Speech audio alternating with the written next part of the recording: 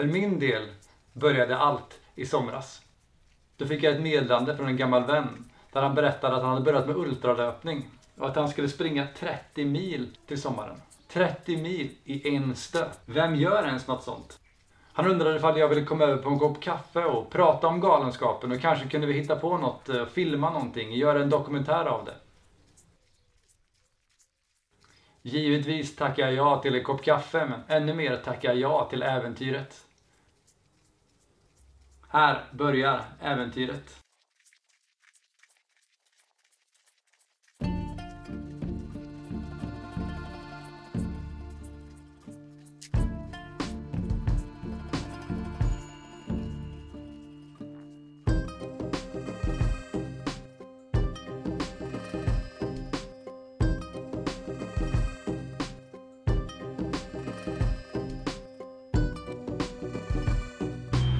Ja, men gör man det.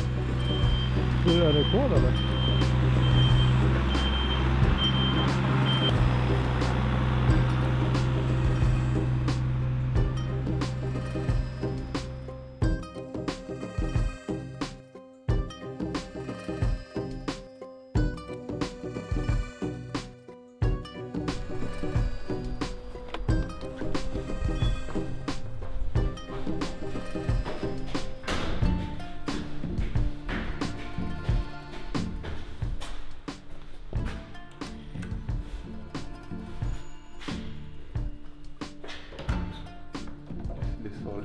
Ja.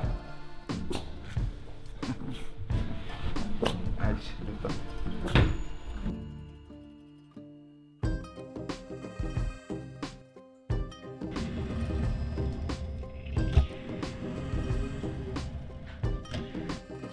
Hur jag började springa vet jag inte riktigt, eller ja, jag har väl alltid sprungit så här liksom 3 kilometer, 6 kilometer, milen i perioder i mitt liv, typ de senaste 20 åren kan man säga.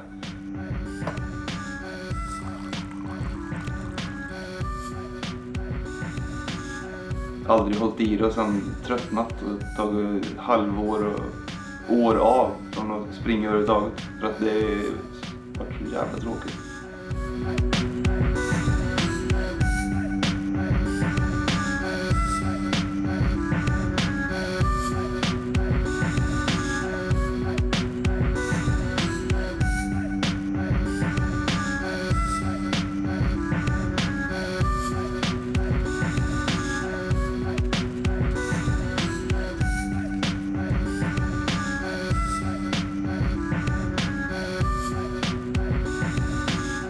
Det är väl några år sedan när jag började inse att löpning är typ den, gå på gym är uteslutet för mig för jag hatar det. Jag tänkte att springa kan ju alla göra och springa kan man ju bara liksom, man behöver bara skor så kan man ju springa liksom hur långt man orkar.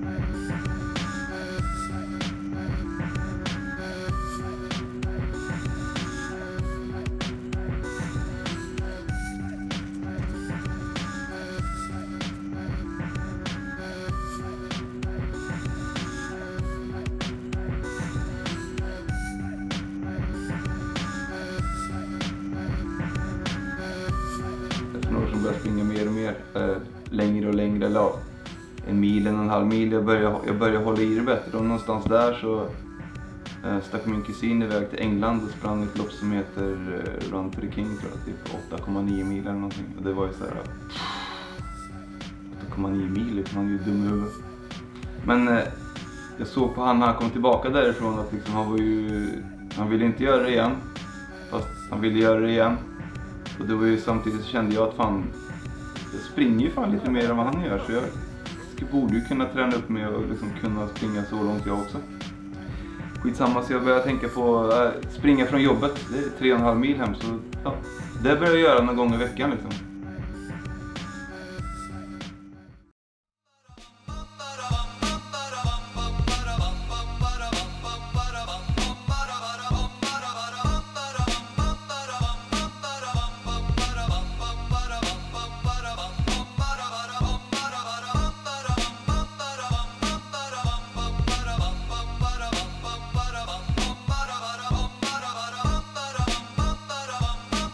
jag vet att när jag sätter på mig min ryggsäck, då tycker jag det är kul att springa, för då vet jag att idag ska jag springa långt. Springa utan ryggsäck, då är det inte samma sak. Det är som när jag möter någon som är ute och springer, han kommer och springer förbi mig jättefort. Och liksom han inte ens en vattenflaska i handen, då blir jag så vart ska du? Inte så långt idag, eller hur? Nej. Men då kommer det någon och springer förbi en i lugnare tempo med liksom ryggsäcken på, vattenflaskorna påkopplade. Då blir man så, då vill man nästan ta rygg på henne istället. Eller henne.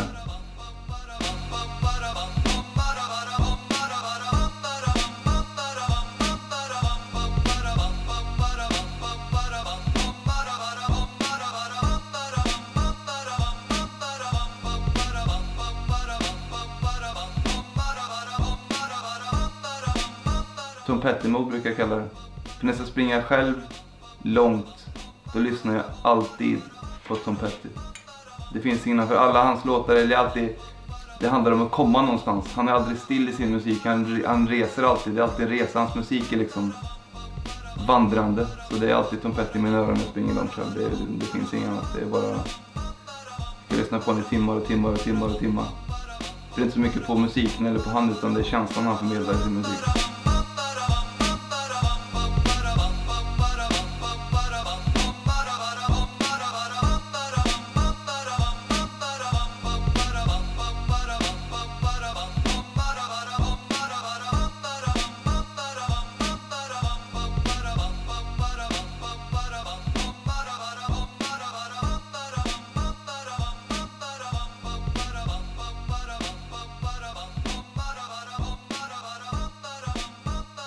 Jag tänkte att den cykelvägen, den går hela vägen till till Uddeholm. Det är ju 9 mil från Karlstad. Där kanske man skulle kunna springa.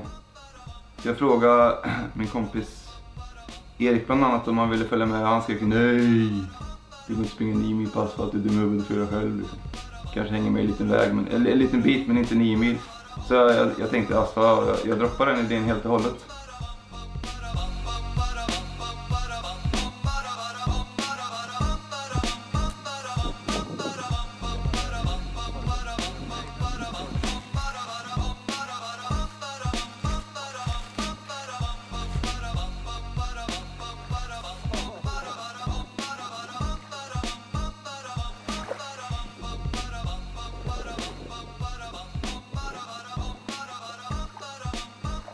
Och innan min kusin började springa, så visste jag inte ens vad ultralöpning var. Jag visste inte ens att det fanns någonting som var så stört. Jag visste att folk kunde springa. Men maraton är det man vet. Maraton, det är ju galet långt. Det är ju 4,5 mil nästan. Det är, eller 4,2 mil. Det är ju helt brutalt långt. Så det var ju liksom... Mitt mål under den sommaren var ju först att liksom springa en maraton. För det har jag aldrig gjort. Men jag sneglar redan liksom på att springa ännu längre på grund av kusinens bravader.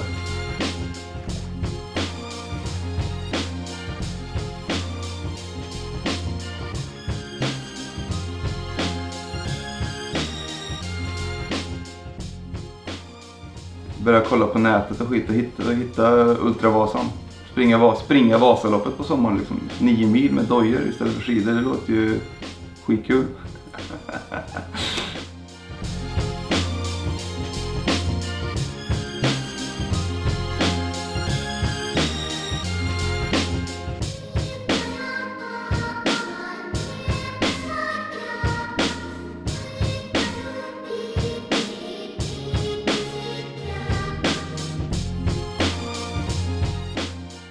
Jag pratade med min vän Erik och min kusin Robin, och jag vet inte om jag tvingade dem, men jag högg liksom tills jag anmälde mig. Jag anmälde mig samma dag man fick anmäla sig liksom, för att visa att nu fan gör vi det här liksom. Eller jag gör det här, gör ni inte det här så. Och samma sak med Robin, han sprang 8,9 mil i England.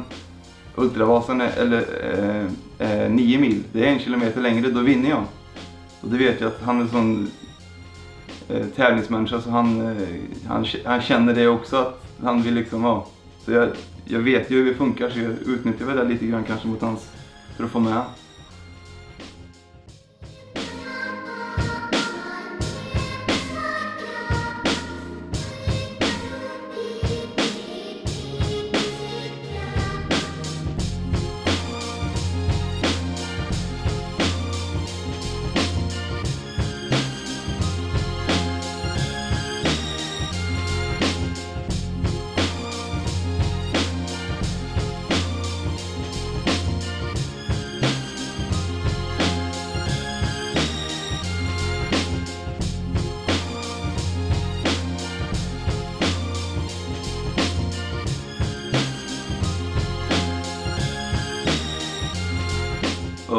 började träna för Ultravasan och liksom höll i det över hela vintern och tränade och sprang längre och längre liksom, och oftare och mer och liksom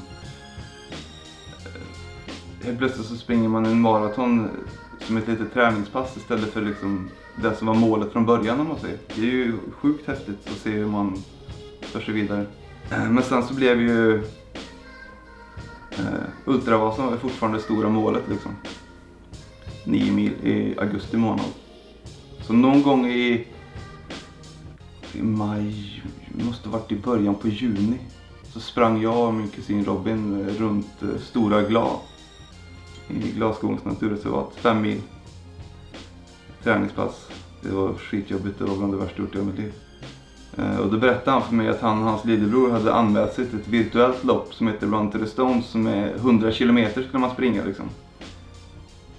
Och då berättade han för mig när vi sprang då, och jag blev så här, ja, det låter lite långt, jag är inte riktigt förberedd på det, men det hade ju varit kul. Men jag kan i alla fall följa med liksom och pacea lite grann och liksom komma med och jobba lite crew på den resan för er liksom. Samtidigt som det var lite jobbigt att höra att han skulle springa ännu längre än 9 mil. Så många gånger veckan efter så anmälde jag mig också till det här liksom, och hängde på dem. Så vi 3 sprang 10 mil tillsammans alla 3 liksom, och det var ju en dag som man inte glömmer, för det var ju jobbigt som satan. Men det var ansträngande. Men då var liksom, då kände någonstans där när vi hade gjort det och liksom glädjen och hur man mår efteråt och allt. Det är ju, man har ont, men det är ju underbart. Det är liksom, det finns inte en känsla i världen som har gjort något sånt. Men då kände jag någonstans att, och då var jag liksom djupt in i YouTube-dokumentärer med löpare som springer 16 mil och liksom 24 mil och 30 mil och liksom alla diverse lopp. Så jag kände att målet med sommaren, eller året egentligen, var så Ultravasan 90 km. Nu har jag sprungit 100 km 2 månader innan Ultravasan. Så då sa jag till Robin att, men om vi springer 90 km och sen så stannar vi inte, utan vi fortsätter och springer 100 miles istället, 16 mil. Det vore ju jävligt coolt liksom. Och samma sak, jag visste ju när jag sa det till honom att han skulle springa 90 km med mig, så det finns ju inte en chans i världen att han tänker stanna där och låta mig fortsätta de sista 7 milen själv, utan han kommer ju hänga med liksom. 161 km. Så vi gjorde det, vi packade oss ihop. Min fru, underbar människa. Viktigaste delen av mitt löpande är hon egentligen. Som ställer upp och kör liksom och låter mig vara borta hur många timmar som helst i veckan. Körde mig och Robin till Torsby. Så vi sprang från Torsby ner till Karlstad med lite kringelkrans. Och det blir ju, eller sprang och gick en hel del kan jag säga. Det blir ju 161 kilometer. Så vi gjorde det liksom. Vi hade paus efter 9 mil, efter Vasan var slut och vi liksom klickade ut oss från appen. Då hade vi en pizzapaus i Kil vid Frykenbaden och sen så drog vi vidare liksom in i natten. Det värsta smärtan jag känt någonsin, tror jag. Jag hade så ont sista milen så jag visste inte vart jag skulle ta vägen. Det var så galet. Men samtidigt när vi var klara så liksom när klockan pep 161 km och kom tårarna liksom. Det var helt stört. Det var magiskt. Och jag låg på toalettgolvet, för det ligger ju alltid när jag springer långt. Jag vet inte varför, jag bara trivs där inne på golvet. Jag var helt utmattad och liksom, jag kunde inte röra mig. Jag var helt trasig som människa kände jag mig, men ändå så var jag så full av jag vet inte, lycka och glädje och liksom sånt där.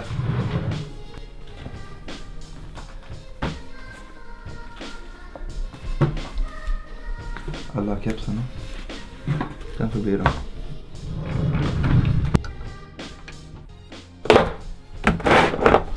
I mars månad så träffade jag en människa när jag skulle springa järnleden i Kristinehamn. Jag tog bussen dit en fredag efter jag hade haft inventering på jobbet och kände att nej, jag pallar inte mer, jag måste vara ledig imorgon, jag måste göra något. Så jag tog ledigt på fredagen och tänkte jag sticker med morgonbussen till Kristinehamn och drar mot Storfors och liksom springer järnleden bara ensam, för jag kände att jag måste bort från det här jävla jobbet, jag pallar inte längre. Så, men på busstationen i Kristinehamn då mötte jag 2 personer, varav en var Nina heter hon, från Kristinehamn, Ultra Nina. En helt galen människa. Underbar på alla sätt och vis, men helt galen för hon springer brutalt långt.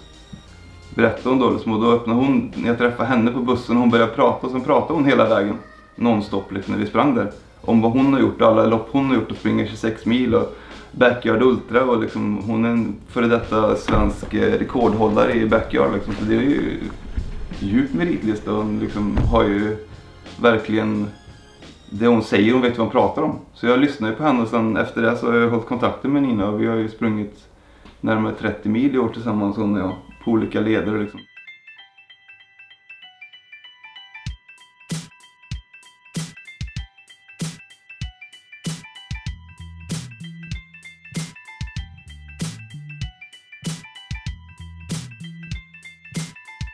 Och det med Nina är att hon är så otroligt positiv. Det finns liksom ingenting negativt med henne. Det är bara ja, kämpa, gör det. Ja, kom igen, pusha. Hon var med oss när vi sprang från Torsby via telefon och satt hon och kollade på kartan och så var och typ skriver sms. Kom igen nu. Fika och kör vidare, bit ihop liksom. Så hon har ju blivit min, vad ska man kalla det, mentor i ultravärlden. Och när jag skrev till de andra, ska ni med och springa Klarälvsbanan liksom, 90 kilometer från Uddeholm till Karlstad, då skrek alla nej, det går inte.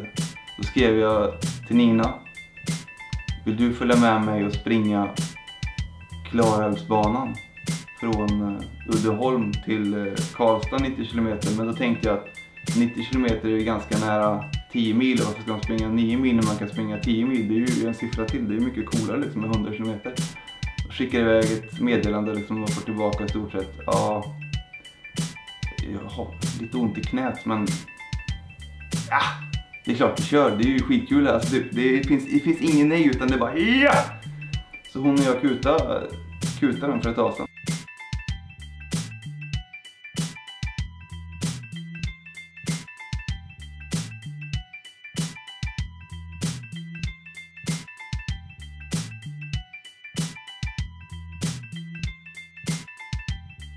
Och varför man utsätts för att springa så otroligt långt när jag vet hur ont det kommer göra. För ont gör det. Det går inte att komma runt det liksom. Att benen vill inte och kroppen vill inte. Hjärnan vill inte, men det gäller. Och det är då det bara att bita ihop liksom.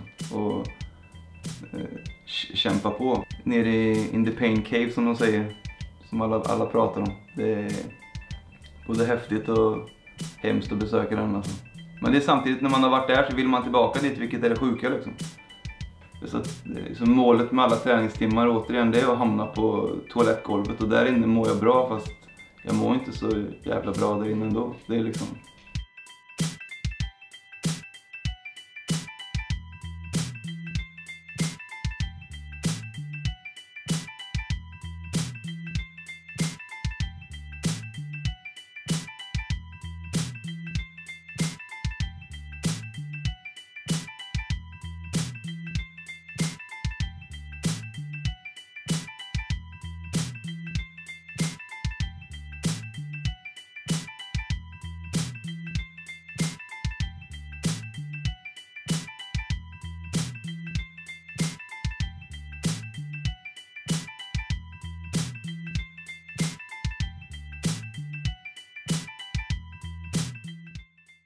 Det här gör jag aldrig om, springa den här banan, Klarälvsbanan innan till, det tänker jag inte göra. Och sen tar det 2 veckor så sitter man där och bara, det kan nog bli rätt roligt ändå att springa den, för det är stört att göra det en gång. Men det är stört att göra det 2 gånger, och det är ännu mer stört att göra det 2 gånger när jag springer 17 mil innan du börjar springa på den liksom. Alltså och jag vet inte vad det är som driver mig riktigt till att göra det heller. Jag bara, det är någonting inom mig, jag har svårt att göra saker halvdant. När jag börjar med någonting, då måste jag göra det. Då börjar jag samla på kepsar eller vad det än må vara, Lego, så då gör jag det. Det är min grej. Jag tänker inte göra det halvdant, utan då är det hela hjärtat. Det är samma sak nu.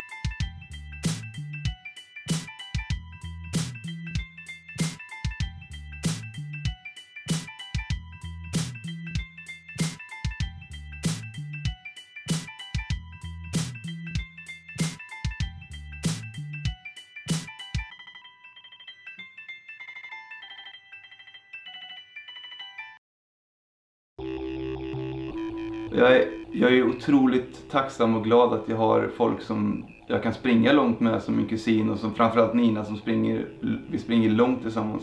Att man bara kan ringa någon ibland när man känner att jag behöver ett långpass. Hej, ska vi springa 6 mil till helgen? Ja, det är underbart. Men sen är det här typ att tvinga ut sig själv på långpass när man är ensam och liksom finna friden i det här, typ när man ska springa 4 mil ensam en söndag morgon. Det är inte alltid så väldigt roligt att lämna familjen och gå ut i duggregnet och liksom springa. Men det är samma sak där när man kommer till någon viss... Sätter man upp målet så kommer man till någon viss distans när jag går in i mig själv liksom och känner att det här är nice. När man liksom finner det där, när det bara liksom, man bara flyter på, det bara... Ja, det är en stillhet och en frihet man hittar i det. I alla fall jag.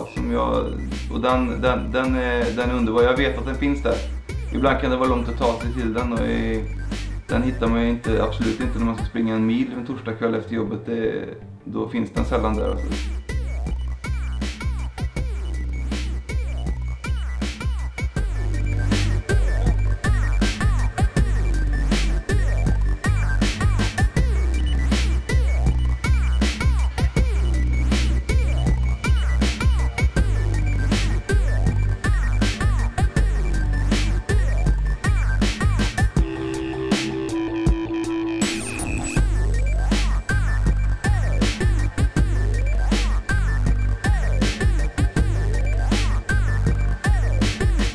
Så målet med sommaren, eller det stora äventyret om vi säger så, är att försöka springa genom hela Värmland, i stort sett 30 mil. Från Bastuknappen i norr ner till den sydligaste spetsen på Hammaren.